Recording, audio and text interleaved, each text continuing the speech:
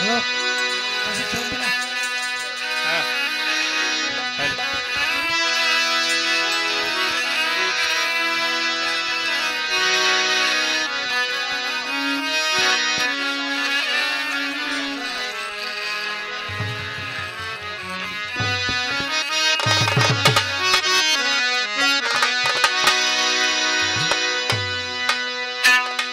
দয়ার নবী মায়ার নবী কোথায় রইলি লুকাইয়া?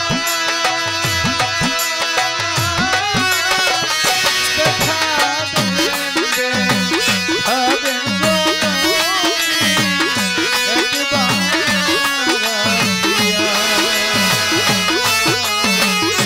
দেখা দেন হবেন গো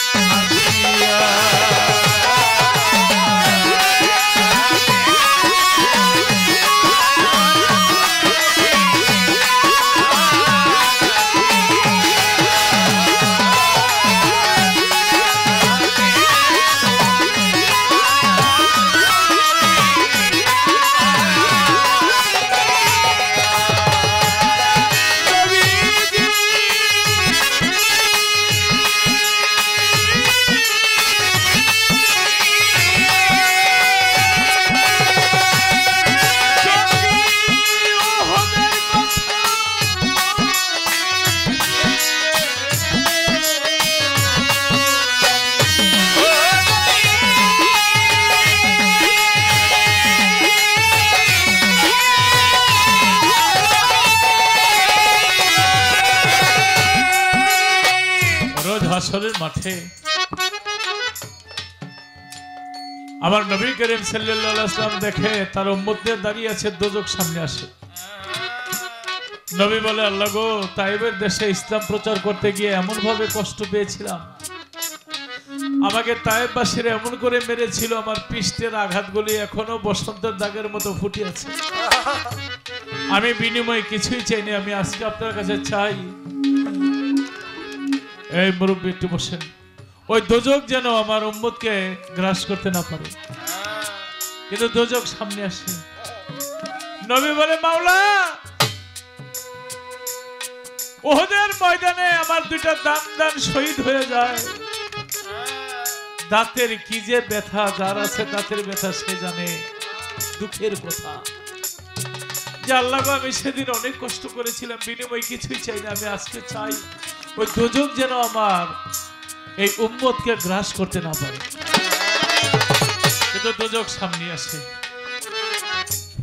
তখন আমার নবী আল্লাহর আরশের মধ্যে গিয়ে সেজদা বলেন, আল্লাহ জানি না আজকে কি করলে দোজখ দূরে চলে যাবে। আল্লাহ বলেন, দোস্ত গো, আমার আরশের পাশে এক পেলা পানি আছে, আপনি দোজখের সামনে ছেড়ে দেন। আমার নবী গিয়ে ওই এক পেলা পানি দোজখের সামনে ছেড়ে দিল। দোজখ হাজার লক্ষ কোটি কিলোমিটার দূরে চলে যায়। আবার আল্লাহ বলে, দোস্ত জানেন এটা কিসের পানি? আমার নবী বলে, মাওলা আপনি তো ভালো জানেন। আমার আল্লাহ বলে, দোস্ত এই পানি হলো আশেকানের চোখের পানি। এই পানি আশেকানের চোখের পানি। জানেন দোস্ত, আমার কোনো আশেক যদি মা বাবার জন্য, গুরুর জন্য, আমার দোস্তের জন্য, আমি আল্লাহর জন্য চোখের পানি ছাড়ে, ওই চোখের পানি আমি আল্লাহ বৃথা যেতে দেই না। পানি যদি জমিনে পড়ে, আমি আল্লাহর আরশের সূর্যের আগুন নিভে যাবে, আমি আমার রহমতের ফেরেশতা দিয়ে সে পানি উঠে রাখি। এই আশেকানের চোখের পানি ছাড়ার পরে দোজখ দূরে গেল। এই জন্য আশেকানের এক ফোঁটা চোখের পানি যদি দোজখের মধ্যে যায়, ওই দোজখের আগুন নিভে যাবে। সুবহানাল্লাহ। কিতাবের মধ্যে বলেছে, সুয়ের মাথায় একটু দোজখ থেকে আগুন এনে ছেড়ে দিলে পৃথিবীটা পুড়ে ছাই ছাই হয়ে যাবে। কিন্তু আশেকানের এক ফোঁটা পানি যদি দোজখের মধ্যে ছেড়ে দেওয়া হয়, ওই দোজখের আগুন নিভে যাবে। তাই আমার নবী সেদিন আল্লাহর দরবারে লাখো কোটি শুকরিয়া আদায় করেন। আমরা যারা গান গাই, গান শুনি, যে যেখানেই থাকি, এই যে নবীর গান গাইতেছি, আল্লাহর ফেরেশতারা আকাশ দিয়া ভ্রমণ করে আল্লাহর কাছে একটা দরখাস্ত লিখবে সকালবেলা, মাওলা গো, ওই মাহফিলের মধ্যে আপনার দোস্তের মহব্বতে তারা গুণগান করেছিল, সেখানে চোখের পানি পড়েছিল, চোখের পানিগুলি আমরা জমা করে রেখেছি। আল্লাহ বলবে, আমার বান্দা যখন চোখের পানি ছাড়ে, আমার রহমতের সাগরে এশকের জোশ ওঠে, আমি ওই বান্দার জীবনের গুনাহ মাফ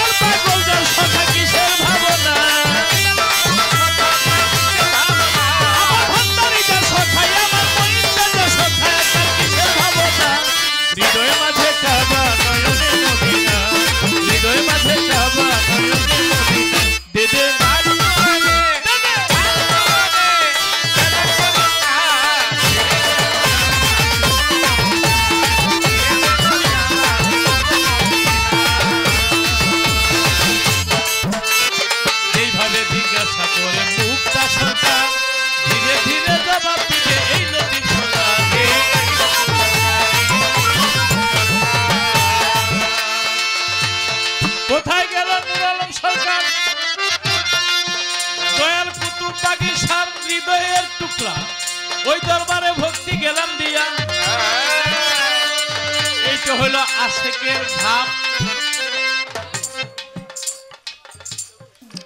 দয়াল জাকির শাহ বাবা কুতুববাগীর মুরিদ সোহেল সাহেব 100 টাকা পুরস্কার দেয় বিয়ারে। অনেক এলাকায় গানে যাই, হয়তো আশেপাশে শিল্পী থাকলে ঘরে ঘুম আসে। আবার নুর আলম সরকার আমাদের একটা অঙ্গ ভাই এসেছে, বোন মুক্তা সরকার এসেছে, আমরা দেখা করি। আজকে তার গান মিস এই করোনার কারণে, তো ইনশাল্লাহ আমরা পারমিশন পেয়ে গেছি, আর কোনো চিন্তা নাই। নুর আলম দেওয়ান সাহেব এক নুর আলম সরকার চলে গেছে, তারও আত্মার রুহের মাগফিরাত কামনা করি। ধন্যবাদ। যেইভাবে কথা বলে মুক্তা সরকার, কি এর বলে খাট কোবায়, কুড়ালো দিয়া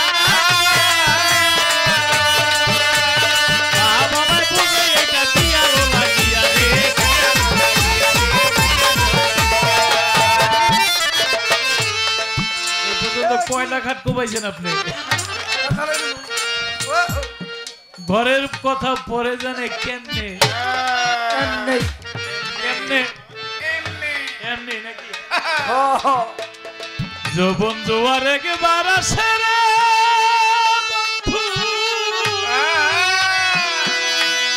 চলে গেলে আসে না। যৌবন একবার গায়ের মধ্যে আইয়া বললে, ভাই একটা কথা আছে, কে বলে কইছে তোমার বোলারা বাগে ধরছে শ্বশুর বাড়ি যাওয়ার সময়? যাওয়ার সময় ধরছে না আওয়ার সময় ধরছে? যাওয়ার সময় তাহলে মিশা কথা, কারণ ওই বড় বাঘের কাছে যাইতেছে, পৃথিবীর কোনো বাঘ ওরা যাওয়ার সময় ধরতে পারবো না, তাই না? আমার ছেলেই তো বড় বাঘ নাকি?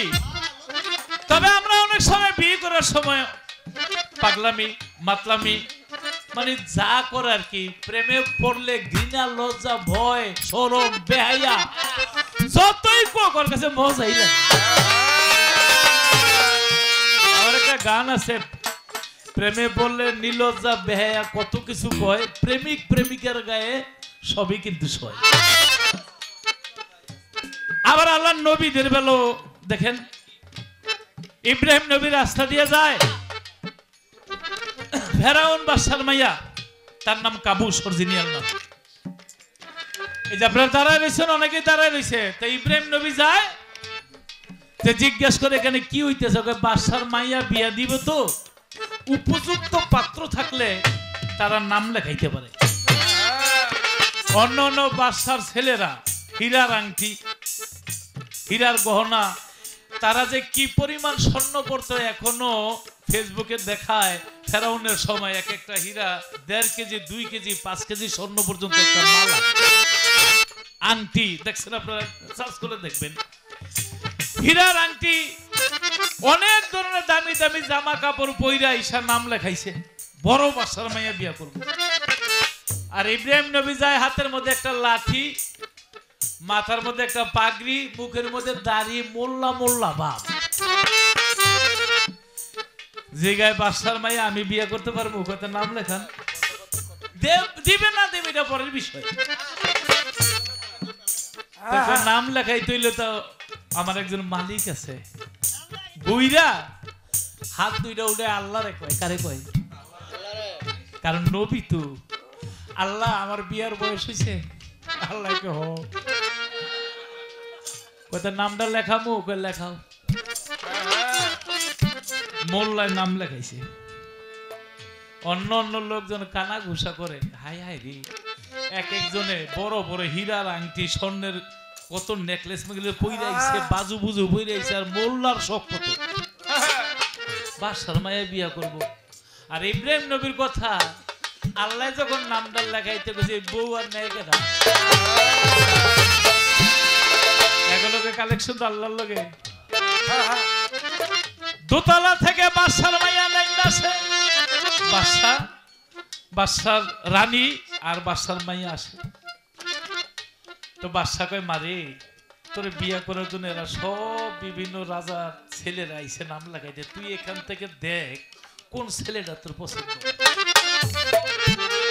বাদশার মায়া কয়, বাবা ওই যে মোল্লা দাঁড়িয়ালা হ্যাঁ কি নাম লাগাইছে এই লোকটার আমার পছন্দ এই কথা শুই না ভাষায়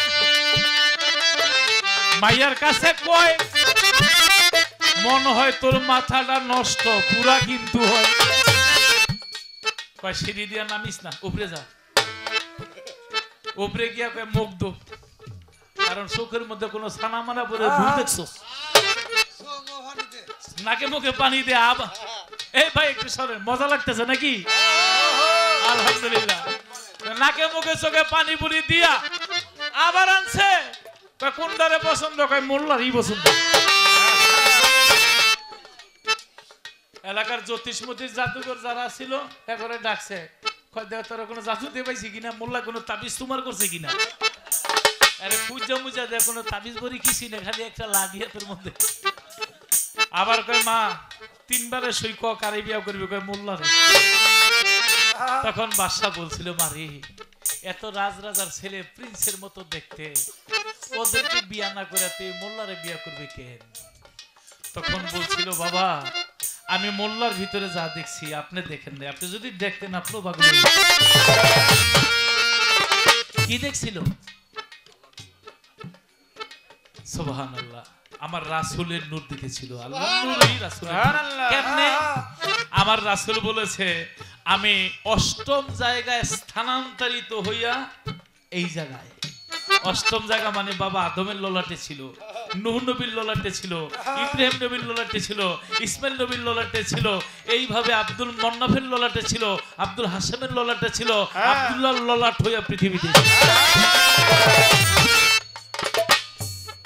যে বাবা গো আমি একটা এমন নূর দেখছি কি যে দেখছি ওই নূরের কাছে পৃথিবীর সমস্ত সুন্দর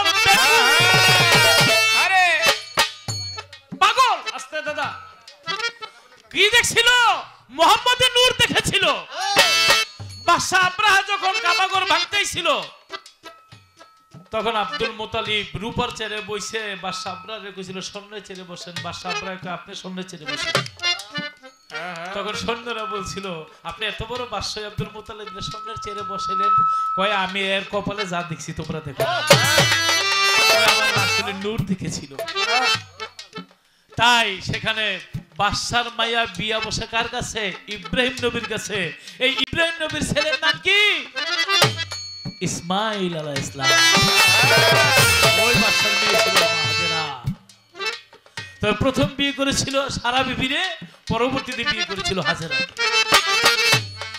তাই বিয়ের কথা মুক্তা সরকার খাট কোবাও ওরকম ইব্রাহিম নবীর মতন যদি কোবাইতে পারো তাইলে কিন্তু কোনো দোষ নাই যদি তোমার বিয়েটা সঠিকভাবে হায় হারে একটা নারীর গর্ভ থেকে দল বিল্লাল পাগল এসেছে মঈন বাবা এসেছে বড় পীর খাজা বাবা পীর মুর্শিদ ওলি আউলিয়া নবী পয়গম্বর এই মায়ের ফ্যাক্টরি থেকে এসেছে বাবা বীজ রোপণ করেছে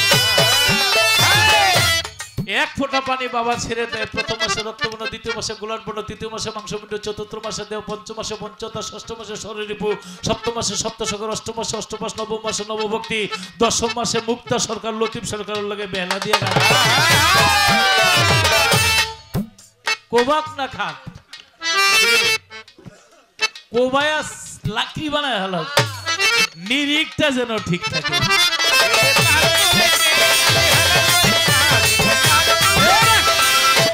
মুরগির মতো জুমে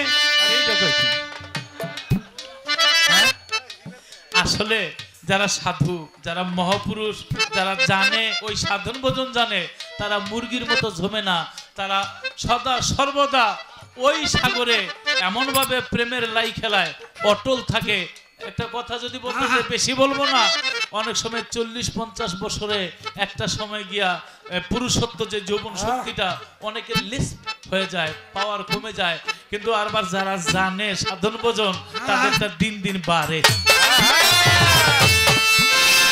ইহার বেশি নবুক নিয়া বলিতে না চাই আরে কথা বইলা গেছে আমি শুনতে পাই রে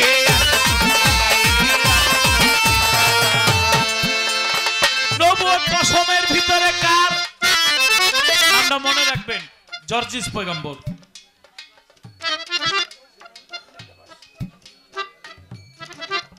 আচ্ছা, দাউদ নবীর নবুয়তের পাওয়ার ছিল লাঠির মধ্যে না, সুলেমান নবীর নবুয়তের পাওয়ার ছিল আংটির মধ্যে, আর দাউদ নবীর পাওয়ার ছিল লোহা ধরলি নরম হয়ে যেত, মানে কোনো আগুন লাগতো না গলাইতে। আবার মুসা নবীর পাওয়ার ছিল লাঠির মধ্যে। আমাদের আখেরি নবীর নবুয়তের মাঝে যা কি প্রথম মাঝে যা, এটা হলো কোরআন শরীফ। বলেন সুবহানাল্লাহ। এই এই এই ভাই ভাই ভাই ভাই, এই যে দাদারা, ও মিয়া ভাই, দাদা ভাই, আমার দিকে তো চাই না, একটু একটু জানো যে পিছনের লোকগুলি, আপনাদের জন্য আমি সামনে এ বললাম, দে দে পাল তুলে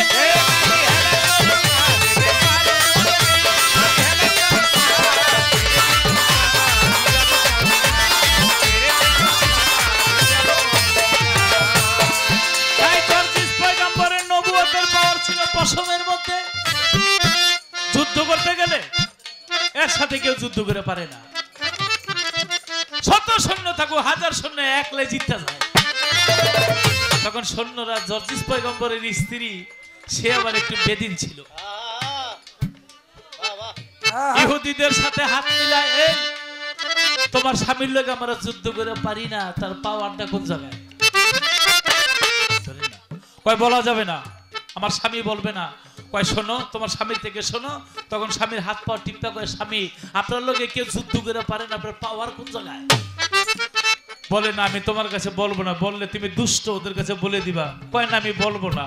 আর মাইয়ার লোক যদি একবার বেজার হয়ে যায়, বাদ দেয়, তরকারি দেয় না, তরকারি দিলে লবণ দেয় না, লবণ দিলে কথা কয় না, গাল হুল্লাতে হুল্লাতে ঝুল্লাতে। হ্যাঁ, এরকম করো কেন? কয় আপনার পাওয়ার কোন জায়গায় কই তুইব? বলছে তাহলে কারো কাছে বইল না, একটা কথা কয়, আমার পশমের মধ্যে নবুয়তের পাওয়ার। তার মানে কয়, আমার পশম যদি গিট্টু লাগাই দেয় তাহলে আমার পাওয়ার লিস। মনে মনে পাইছি দুষ্ট লোকের কাছে, বলল তোমরা চিন্তা কইরো না, আমার স্বামীকে মেরে ফেলবো, দেরি করবো না।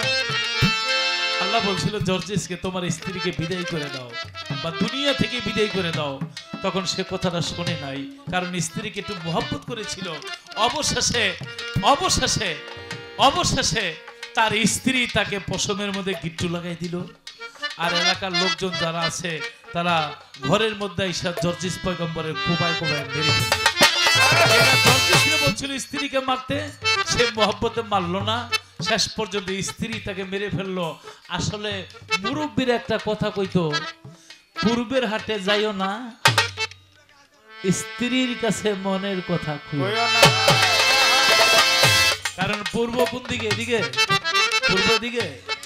সকালবেলা হাটে যায়, রোদ্র কপালের মধ্যে পড়ে, বাজার করতে করতে দুপুরের মধ্যে সূর্য ঘুরে আবার সামনে পড়ে, আবার আসার সময় রোদ্রটা কপালের মধ্যে লাগে, যাইতো লাগে আইতো লাগে। আর ঘরের বোন কাছে যদি মনের কথা কেউ কোন, এটা বুঝবেন কয়দিনে মাস, কয়দিনে বছর, সময় হইলে আপনারা বুঝে।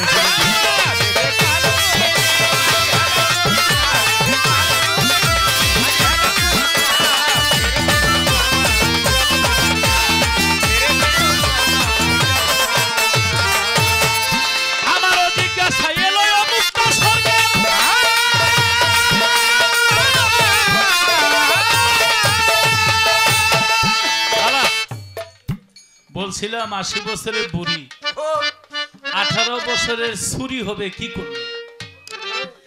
অনেক ব্যাখ্যাই দিছে, দিয়ে আবার কইছে নূহ নবীর নৌকার কিছু মাল পানিও খাওয়াইছে, আছে না? আচ্ছা তুমি বললো তো পঞ্চরস কারে কয়, এটা কিভাবে সাধন করতে? যেমন গাইছে, বাঞ্চু আয় না চলতে না বিল্লাল পাগলা না, বাঞ্চু আয় না চলতে না।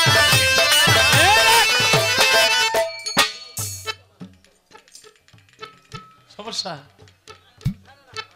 আচ্ছা, আমার এখন মনে পড়ছে কাজল দন সাহেবের সাথে যখন গান করছিলাম, তখন আমি একটা গান করছিলাম রাত্রের শেষের দিকে, মনে আছে মারফত ভাই? সাদেক ভাবেছিলাম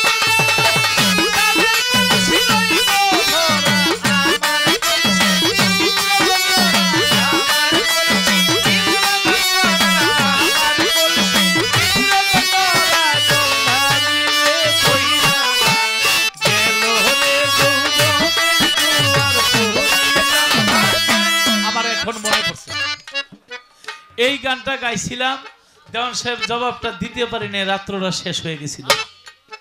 তো মনে যেহেতু পড়ছে, কমিটির এক দাদা ভাই বলছিল যেখান থেকে ছাড়ছেন ওখান থেকে ধরবেন, কিন্তু আমার এই দাদা ভাই বলছিল কখন কোন গান গায়ে গেছে খেয়াল নেই, এখন তো মনে পড়ছে। তাই মুক্তা সরকার সেদিন আমি জবাবটা উনি দিতে পারেনি, দেওয়ান সাহেব কারণ রাত্র শেষ, ওনার কোনো দোষ নাই। আমি এখন তোমার কাছে চাই, তুমি গান গাইছো, বান চুয়ায় না, জল ওঠে না, সাধু জনার নাই। ছোটবেলা নৌকা পাইছি, যদি নৌকা এদিক সেদিক ফুটা থাকতো, খালি কলকলায় পানি উঠতে ইচ্ছা সাধন যেত না। আর দেহ যদি একবার ছিদ্র হইয়া যায়, দেহ ভাণ্ড না। হ্যাঁ, আমার মন মজাইয়া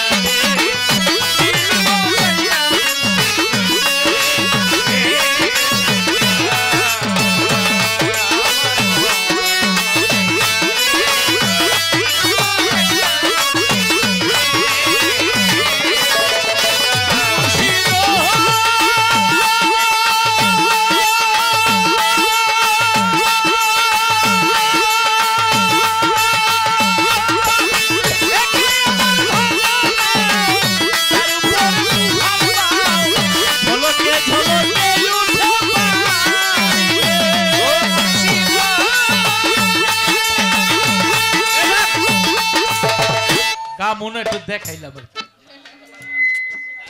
একে আমার ভাঙা নাও, তার উপরে তুফান বাও, ঝলকে ঝলকে উঠে পানি।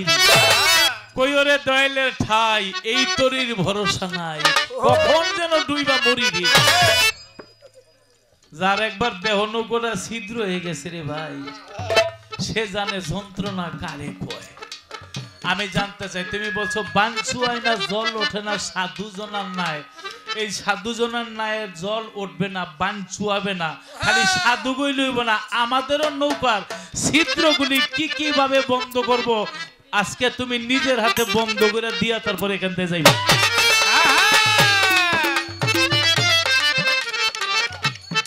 গান কিন্তু মুক্তা সরকারের সাথে না, কইতে পারে আমি একটা মহিলা মানুষ।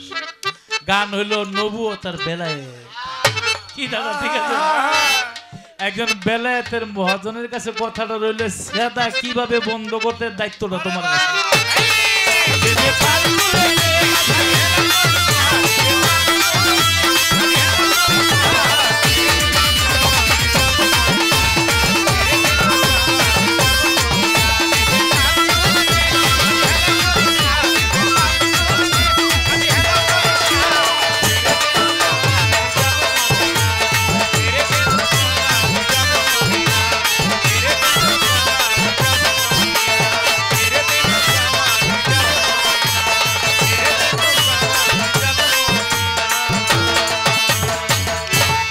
কিতাবের মধ্যে মতান্তর আছে, কোন কোন কিতাবের মধ্যে বলে জর্জিস পয়গম্বর, কোন কোন কিতাবের মধ্যে বলে শামাউন পয়গম্বর।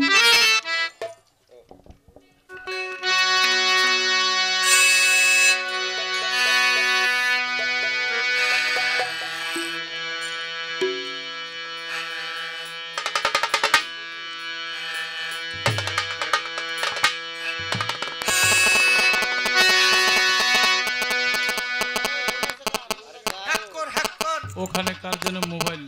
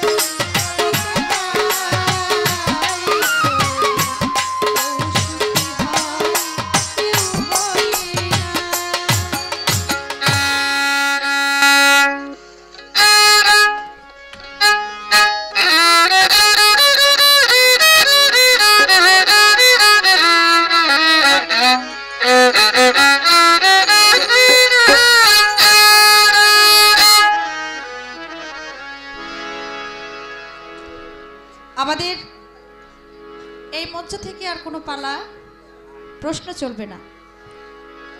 আমার কাছে একটি প্রশ্ন করেছেন, ঘুরায় ঘুরায় এক জায়গায় আছি। এখন আমি একটা কথা বলেছিলাম, সে কথাটা হলো কি, মানে লতিফ সরকারকে দিয়া বুঝাইছি আর কি। এখন আমারে বলে তুমি খাট কয়টা কুবাইছো? আরে বই মেয়েরা তো খাট কুবায় না, নারীরা খাট কুবায় না। নারীরা তো খাট কুবায় না, কারণ এরাই কুবাইতে জানে না। এরা খাট বানায়, এরা বানায়। কুবান তো আপনারা। এর জন্য আমি বলছি এই কথাটা। তো অনেক কথাবার্তা বলে গেল, অনেক সুন্দর সুন্দর কথা শুনলাম আমরা। আজকে নবুয়তের পালা নিয়ে অনেক ভালো ভালো কথা আমরা শুনলাম। যদিও কুয়াশাটা একটু বেশি আসছে, আপনারা সুন্দর করে বসে শীতের মধ্যে কষ্ট করে গান শুনছেন, ধন্যবাদ আপনাদের। তো এবার প্রশ্ন হলো আমার কাছে, দেহটাকে এক এক কবি এক একটা জিনিস বানাইছে। বিক্রমপুরের কবি আলাউদ্দিন বয়াতি, তিনি এই দেহটাকে ঘড়ি বানাইছে। মন আমার দেহ ঘড়ি সন্ধান করি কোন মেস্তুরি বানাই আছে। একটা চাবি বইরা দিছে সাইরা জনম বইরা চলে গেছে। খালেক দেওয়ান সাহেবের একটি গানের মধ্যে আছে, ঘুটি কে বানাইলো রে কামেলা রইল কই, এমন রঙ্গিলা ঘুটি দেখে আমি ঠান্ডা খাই আমি। এক একজন রাইটার এক একজন এই দেহটাকে এক একটা জিনিস বানাইছে। আমাদের সিলেটের শাহ আব্দুল করিম, তিনি এই দেহটাকে বলেছেন নৌকা। কোন মেস্তুরি নাও বানাইলো কেমন দেখা যায়, ঝিলমিল ঝিলমিল করে রে ময়ূর পঙ্খী ডায়। তাহলে এক একজন কবি এক একটা জিনিস বানাইছে। এখন এই দেহের মধ্যে, নৌকার মধ্যে যে ছিদ্র আছে, ছিদ্র বন্ধ করব কিভাবে? কবি জালালউদ্দিন খাঁর গানের মধ্যে, একটা গানের মধ্যে লেখা আছে, গুরু মোরে পাঠাইল যে দেশে ইংরেজির কল, একটি কলসির 9টি ছিদ্র কেমনে আনি জল। হ্যাঁ, সেই জালালউদ্দিন খাঁর গানের মধ্যে এইভাবে লেখা। এখন আমার কাছে প্রশ্ন করছে, এটাও গুরুর কাছে শিখতে হবে, কিভাবে বন্ধ করতে হবে এটা আমি ইনশাল্লাহ দেখাবো। এবং আমার পালার থেকে একটা গান আগে রাখি।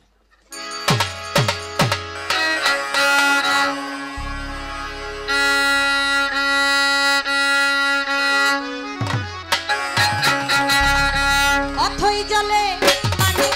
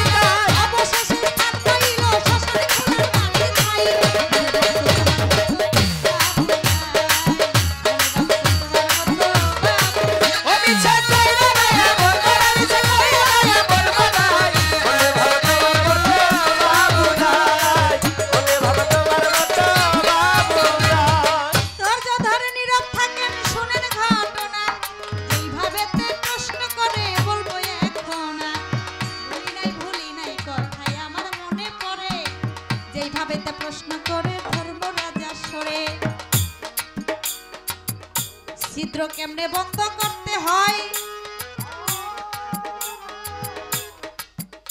বলে আমার ভাই গুরুর কাছে যাইতে হবে সবার জানাই রে সবাই রে জানাই রে সবাই রে জানাই রে সবাই রে জানাই। একটি গানের মধ্যে আছে ওরা প্রেম যমুনায় জপ দিয়ে মরিয়া সে অমর হয় গুরুর চোখে চোখ পড়িলে শিষ্য কি আর বেঁচে রয় কেউ যদি গুরুর দরবারে যায় সে যদি গুরুর কাছে মুরিদ হয় গুরুর কাছে মুরিদ হওয়া মানে মরা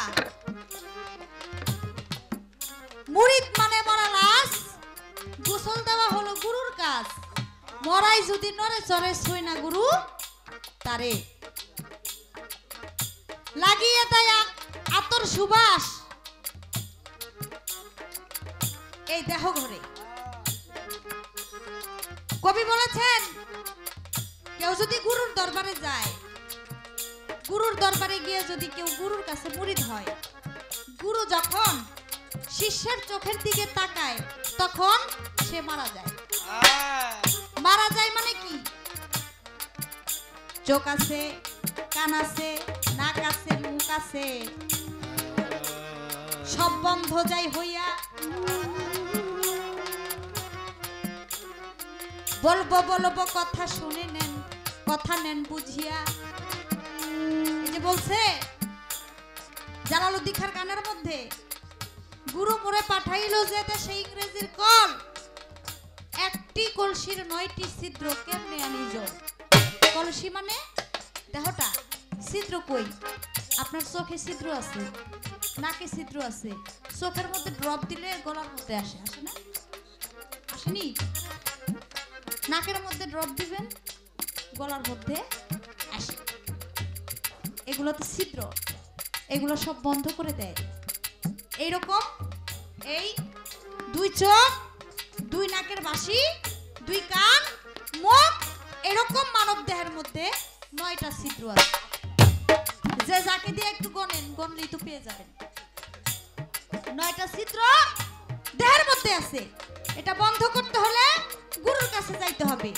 গুরু কিভাবে এটা বন্ধ করে দিবে আপনার দেহের মধ্যে যে আগাছা আছে পরিষ্কার করতে হবে তাই তো কবি বলেছে গুরু দিল কাচি হাতে দেহ জমি ধান কাটিতে গুরু দিল কাচি হাতে দেহ জমি ধান কাটিতে গুরু দিল কাচি হাতে দেহ জমি ধান কাটিতে ওই দেহ জমির আগাছা পরিষ্কার করে যখন আপনি সব কিছু পেয়ে যাবেন আপনার চোখ আছে নাক আছে মুখ আছে মরা মানুষ কি গাছের পাতা ছিঁড়তে পারে ছিঁড়তে পারে না মরা মানুষ সে গাছের পাতা ছিঁড়তে পারে না গুরুর কাছে যে মুরিদ হয়ে যায় তার সবকিছু বন্ধ হয়ে যায় সে চোখ থাকতেও চোখে দেখে না কান থুয়েও কানে শুনে না মুখ থুয়েও সে মুখে কথা বলে না মনমোহন সাধুর গানের মধ্যে আছে সে হয়ে আছে মানুষ রতন সব 3000 কিছু নাই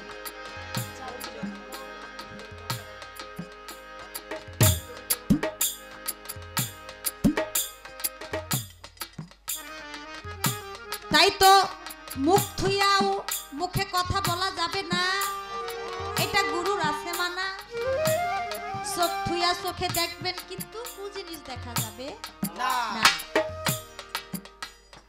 কান থুইয়াও কানে শুনবেন কিন্তু কু কথা শোনা যাবে না পা আছে চলবেন কিন্তু কু পথে চলা যাবে না হাত আছে ধরবেন কিন্তু কু জিনিস ধরা যাবে না এগুলো গুরুর কাছে গেলে সব বন্ধ করে দেয় এগুলা বন্ধ যখন হয়ে যায় তখন একটা সূক্ষ্ম মানুষ হয় আর সূক্ষ্ম মানুষ হইতে হলে নিত্য বৃন্দাবনের দেশে যাইতে হবে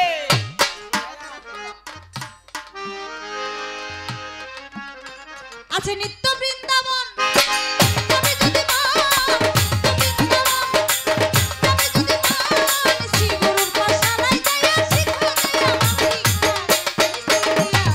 পরীক্ষা অনরে প্রেমী স্কুলে দিয়া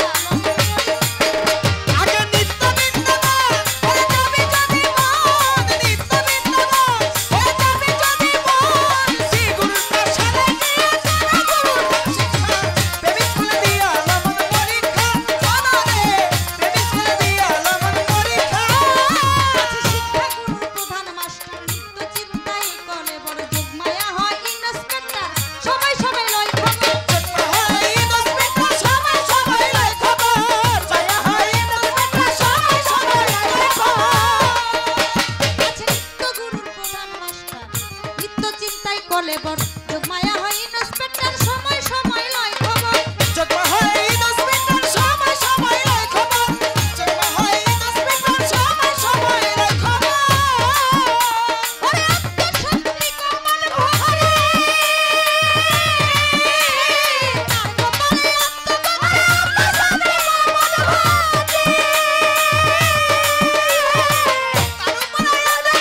শুধু অনুরাগের ভক্তি সিদ্ধি বিদ্যায় মালিক ও শুধু অনুরাগে ভক্তি সিদ্ধি বিদ্যা মালিক শুধু অনুরাগের ভক্তি সিদ্ধি বিদ্যায় মালিক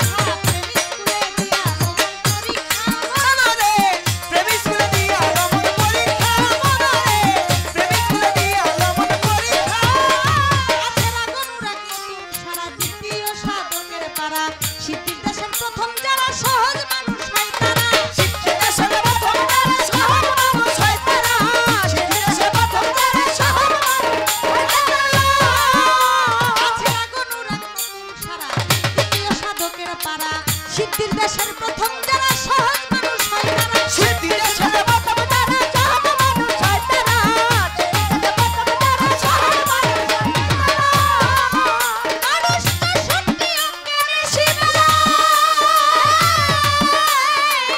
অষ্টরস প্রলয় হতো সদা অজ্ঞানে সীমা অষ্টরস প্রলয় হবে স্বরূপের মিশে যাবে দেখবি রে ভঙ্গিমা সর্বনাম মিশে যাবে দেখবে না ভক্তিমাতা স্বরূপের মিশে যাবে আমরা স্বরূপের মিশে যাবে দেখবি রে ভঙ্গিমা প্রেমী স্কুলে দিয়া লমন পরীক্ষা মনরে প্রেমী স্কুলে দিয়া লমন পরীক্ষা মনরে প্রেমী স্কুলে দিয়া লমন পরীক্ষা গোসাই জগদীশের কপাল পোড়া ফেল করিলাম অঙ্কের ধারা যুগ পূরণ হলো না আমার হলো ভাগ্যি অপরা যোগ পূরণ হলো না আমার হলো ভাগ্যি অপরা যোগ পূরণ হলো না আমার হলো ভাগ্যি অপরা গোসাই জগদীশের কপাল পোড়া ফেল করিলাম অঙ্কের ধারা যুগ পূরণ হলো না আমার হলো ভাগ্যি অপরা যোগ পূরণ হলো না আমার হলো ভাগ্যি অপরা যোগ পূরণ হলো না আমার হলো ভাগ্যি অপরা ক্লাসের ছাত্র ছিল যারা পাস করিয়া গেল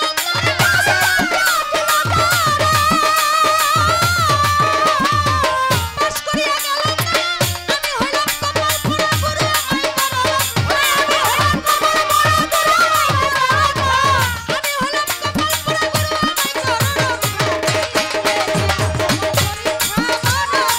প্রেমী স্কুলে দিয়া লমন পরীক্ষা মনরে প্রেমী স্কুলে দিয়া লমন পরীক্ষা ওই স্কুলে পরীক্ষা দিলে পাশ করলে গুরু যদি সার্টিফিকেট দেয় ওই সার্টিফিকেট সবকিছুই আপনাই আপনি বন্ধ হইয়া যায় এই তো তাহার কথা ছিল বললাম বিষয়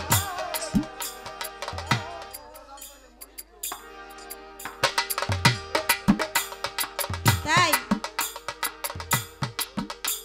যতটুকু বলার দরকার ঠিক আমি ততটুকু বলার চেষ্টা করলাম এগুলো হলো আধ্যাত্মিক বিষয় আধ্যাত্মিক বিষয় আশয় যদি কেউ জানার ইচ্ছা থাকে তাহলে আধ্যাত্মিক মানুষের কাছে যেতে হবে আমি প্রথমে একটি কথা বলেছি অজ্ঞানী যায় জ্ঞানীর কাছে চৈতন্য জ্ঞান পাবার আসে ওই জ্ঞান বিকশিত যার হইয়াছে দেখলেই চিনা যায় তার লক্ষণ ওই লক্ষণধারী লোকের কাছে গেলে আপনি কিছু পাবেন আর আপনি যখন পেয়ে যাবেন তখন আপনার কোনো কিছুর আর এই দুনিয়া দুনিয়াদারির কোনো খেয়াল থাকবে না, সংসারের খেয়াল থাকবে না, মোহমায়ার কোনো খেয়াল থাকবে না, তখন আপনি আল্লাহর প্রেমে মুর্শিদ প্রেমে পাগল হয়ে রাস্তা রাস্তায় ঘুরবেন, বনে বনে ঘুরবেন, আর কিছু আপনার পাওয়ার দরকার নেই।